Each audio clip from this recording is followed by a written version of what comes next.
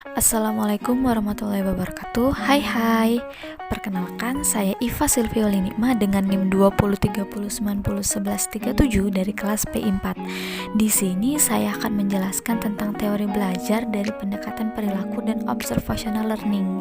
Jadi buat teman-teman yang penasaran apa sih pendekatan perilaku dan observational learning itu sendiri, stay tune ya. Nah, menurut Novi Irawan Nahar 2016, teori belajar menurut Pavlov ialah suatu tindakan interaksi antara stimulus dan respon saat seseorang mampu menunjukkan perubahan dalam tingkah lakunya, maka dapat dianggap telah belajar. Nah, tadi kan dibahas stimulus dan respon nih. Jadi apa sih stimulus dan respon itu? Stimulus sendiri merupakan suatu hal yang merangsang terjadinya kegiatan belajar seperti adanya pikiran, perasaan, atau hal lain yang dapat ditangkap melalui alat indera. Sedangkan respon sendiri yaitu reaksi yang dimunculkan seseorang ketika belajar yang berupa pikiran, perasaan, gerakan, atau tindakan. Selanjutnya ada observational learning. Nah, observational learning ini sendiri tidak semata-mata terjadi begitu saja, melainkan karena adanya reaksi yang muncul dan mempengaruhi tingkah laku seseorang berdasarkan pola pikir orang tersebut. Nah, ada lagi nih teori-teori dalam belajar. Jadi ada dua teori dalam belajar ini yang digunakan, yaitu teori Pavlov dan Bandura. Nah, untuk teori Pavlov sendiri yaitu menyampaikan bahwa perilaku dapat berubah karena adanya proses pembiasaan yang timbul dengan interaksi antara stimulus dan respon. Selanjutnya akan dijelaskan penelitian mengenai classical conditioning menurut Pavlov. Yang pertama itu ada US atau unconditioned stimulus. Nah, sebuah stimulus asli yang digunakan untuk menimbulkan respon secara langsung. Contoh dari US ini sendiri ialah daging dapat merangsang seekor anjing untuk mengeluarkan air liurnya. Yang kedua itu ada unconditioned response atau UR. Ini merupakan sebuah respon yang tak bersyarat. Maksudnya apa sih? Maksudnya itu adanya respon yang hadir karena datangnya sebuah stimulus.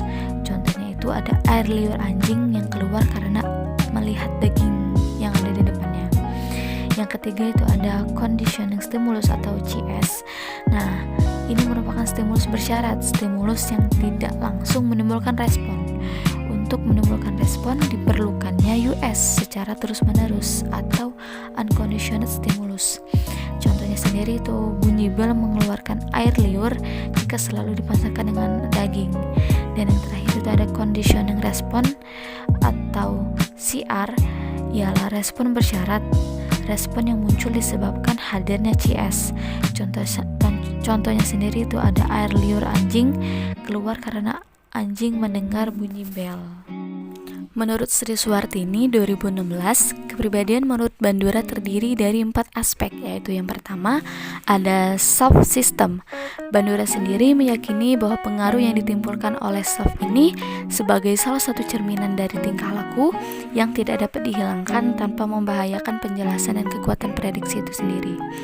Yang kedua ada regulasi diri, di mana individu ini memiliki kapasitas memotivasi dirinya sendiri untuk menetapkan tujuannya, merencanakan strategi sebagai evaluasi dan memodifikasi perilaku yang sedang berlangsung. Yang ketiga itu ada efikasi diri sebagai keyakinan diri terhadap kemampuan sendiri untuk menampilkan tingkah laku yang mengarahkan kepada hasil yang ingin diharapkan. Dan yang terakhir atau efikasi kolektif, yaitu keyakinan yang ada dalam masyarakat bahwa usaha mereka secara bersama-sama dapat menghasilkan perubahan sosial tertentu. Sekian itu saja penjelasan dari saya tentang teori-teori belajar. Semoga teman-teman bisa memahami maupun mengerti maksud dari penjelasan saya itu. Terima kasih.